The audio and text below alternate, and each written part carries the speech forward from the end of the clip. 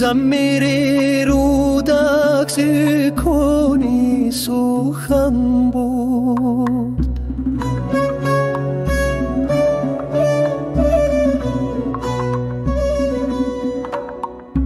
کامش ثروت و گنتی وطن بود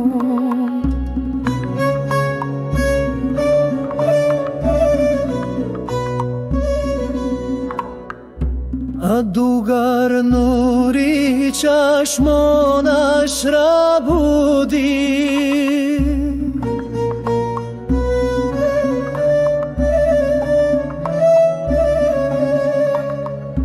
خم شورش چراغی انهومن بود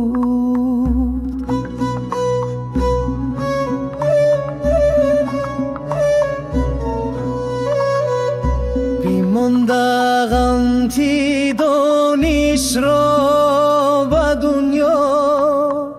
به دل یادی وطن عوام سینا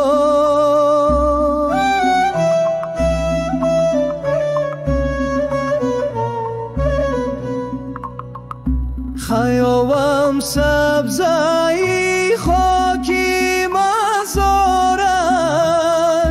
همیشه میکند بولی بخارا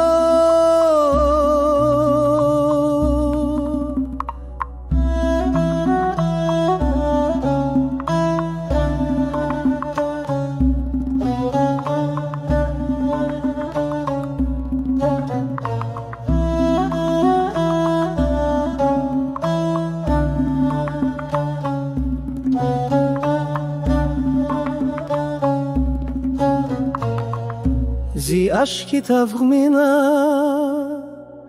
دنیا پوریا فیغانش مرسد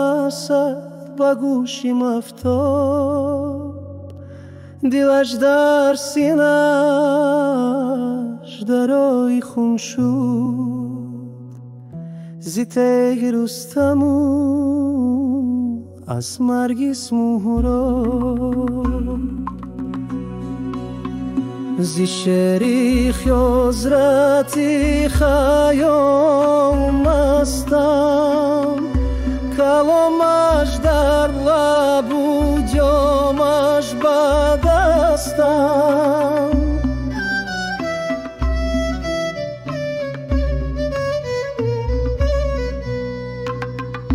به دیری سینه من آتشی شد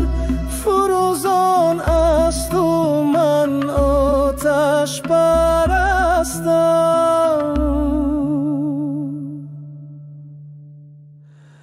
فروزان است و من آتش پرستم